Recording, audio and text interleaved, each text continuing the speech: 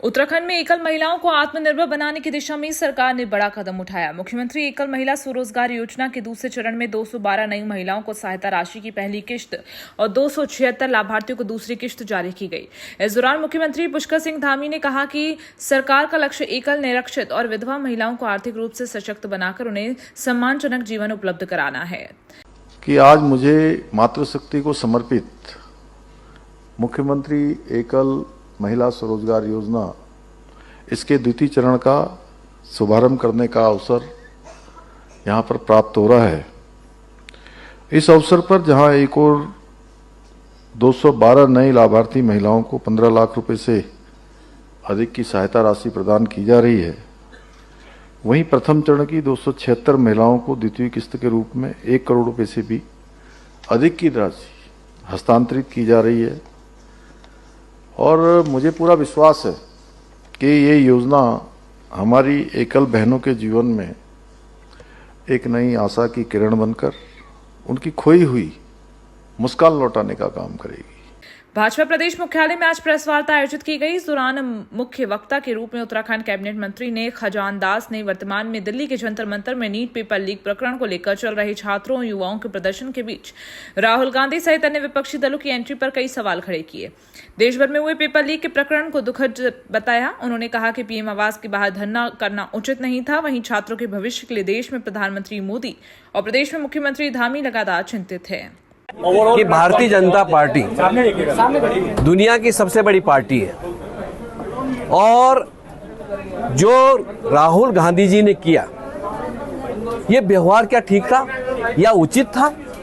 क्या आप प्रधानमंत्री जी के आवास में जाकर के धरना दे रहे हैं, क्या ये सभ्यता थी? इस प्रकार से नीट की जो परीक्षा है और उसमें जो हुआ और उसके बाद दोबारा भी नीट की परीक्षा जल्द ही कराई गई, इतनी संवेदनशीलता सरकार ने जरूर रखी कि उस पर जितना एक्शन होना चाहिए था उसको सीबीआई को सौंपना चाहिए था, तो सीबीआई को भी ये केस सौंपा गया। एफआईआर हुई, 13 लोगों की गिरफ्तारी हुई और नीट की परीक्षा जल्द से जल्द दोबारा भी कराई गई ताकि जो नीट के परीक्षार्थी हैं उनका साल खराब ना हो, तो वो भी किया गया।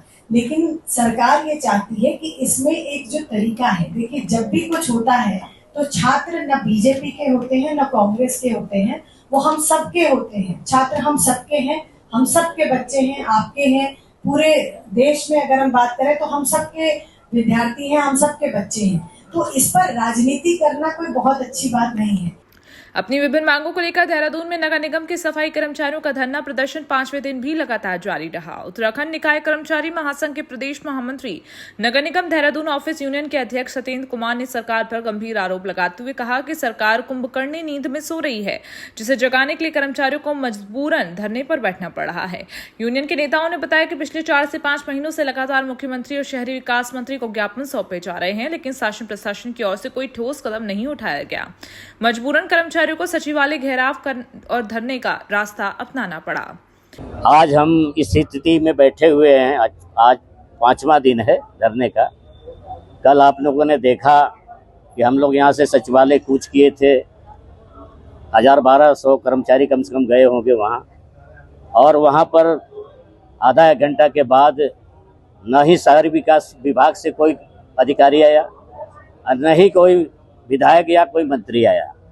इस स्थिति में हमारा सामान्य कर्मचारी, हमारे सफाई कर्मचारी संघ पूरे रोष में है कि जब तक हमारी मांगों को सरकार मांगती नहीं है तब तक हम लोग धरना प्रदर्शन चलाएंगे। उत्तराखंड में 2027 विधानसभा चुनाव की तैयारियों के बीच कांग्रेस ने अपना जनसंपर्क अभियान तेज कर दिया है। इसी कड़ी में रुड़की पहुंचे कांग्रेस के राष्ट्रीय प्रवक्ता आलोक शर्मा का कांग्रेस ओबीसी मोर्चा के प्रदेश अध्यक्ष डॉक्टर गौरव चौधरी के कार्यालय पर जोरदार स्वागत किया गया। इस दौरान कांग्रेस सेवा दल अध्यक्ष डॉक्टर रणबीर नागर, पूर्व ओबीसी मोर्चा प्रदेश अध्यक्ष आशीष सैनी समेत कई वरिष्ठ कांग्रेस नेता कार्यकर्ता मौजूद रहे। राष्ट्रीय प्रवक्ता आलोक शर्मा ने बताया कि 2027 विधानसभा चुनाव को लेकर कांग्रेस का संपर्क अभियान चल रहा है। इसी उद्देश्य से वे उत्तराखंड पहुंचे हैं, जहां पार्टी के वरिष्ठ नेताओं कार्यकर्ताओं के साथ बैठकर चुनावी रणनीति पर चर्चा की। आलोक शर्मा ने भाजपा सरकार पर तीखा हमला बोलते हुए कहा कि भाजपा कांग्रेस के वरिष्ठ नेता राहुल गांधी से पूरी तरह भयभीत है। उन्होंने आरोप लगाया कि धामी सरकार ने भ्रष्टाचार की सभी सीमाएं पार कर दी हैं और जनता अब सरकार से नाराज है।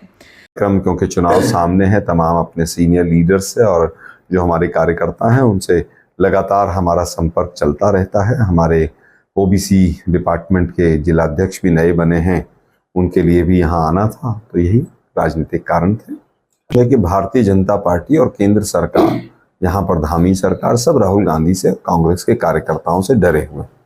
जिस तरह से पूरे देश को और खास तौर पर उत्तराखंड को धामी सरकार ने ज्वालामुखी पर बैठा दिया है भ्रष्टाचार के।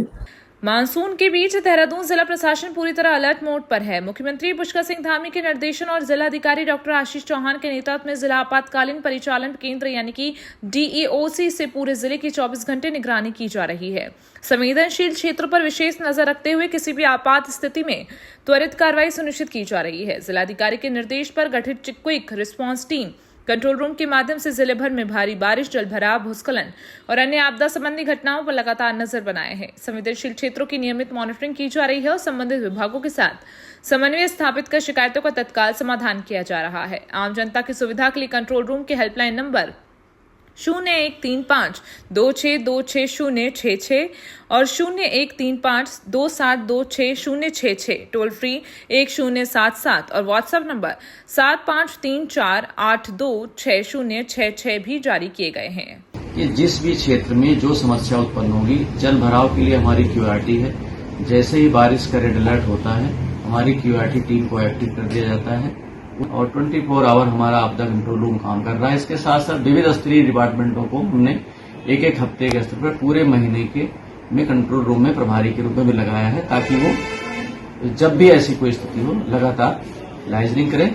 देश भर में पेपर लीक के मामलों को लेकर बढ़ रहे विरोध के बीच मसूरी के MPG कॉलेज में भी छात्रों का आक्रोश देखने को मिला। अखिल भारतीय विद्यार्थी परिषद के बैनर तले बड़ी संख्या में छात्र छात्राओं ने केंद्रीय शिक्षा मंत्री धर्मेंद्र प्रधान के खिलाफ प्रदर्शन करते हुए उनका पुतला दहन किया और पेपर लीक की घटनाओं पर कड़ी कार्रवाई की मांग उठाई। मसूरी स्थित MPG कॉलेज के मुख्य द्वार के बाहर आयोजित प्रदर्शन का नेतृत्व ABVP के कॉलेज उपाध्यक्ष अनुज पवार और कॉलेज विश्वविद्यालय प्रतिनिधि आशुतोष जोशी ने किया। प्रदर्शन में बड़ी संख्या में छात्र छात्राएं शामिल हुए और पेपर लीक के विरोध में जोरदार नारेबाजी की। छात्रों ने केंद्रीय शिक्षा मंत्री धर्मेंद्र प्रधान से नैतिक जिम्मेदारी लेते हुए इस्तीफा देने की मांग की। पेपर लीक बंद करो, बंद करो, बंद करो।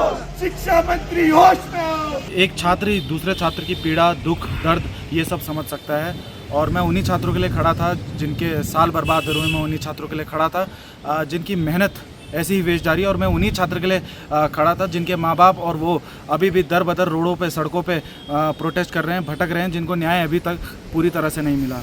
ऐसा एग्ज़ाम है जिसकी तैयारी सब कर रहे हैं, 12वीं से कर रहे हैं, जो सबका करियर बना रहा है, जिससे आगे चल के देश का भविष्य आएगा, देश के डॉक्टर आएंगे। पर कुछ समय से नीट का एग्ज़ाम, पटवारी का एग्ज़ाम, SSC और ये 12th क्लास तक के एग्ज़ाम लीक हो रहे हैं, जो कि बहुत शर्मनाक बात है। इस चक्कर में आज अखिल भारतीय विद्यार्थी परिषद मसूरी ने धर्मेंद्र प्रधान जी का पुतला फूंका है और उनसे उनके निष्कासन की मांग की है। हम चाहते हैं कि NTA के अध्यक्ष से लेकर NTA की पूरी कमेटी और धर्मेंद्र प्रधान इस्तीफा दें।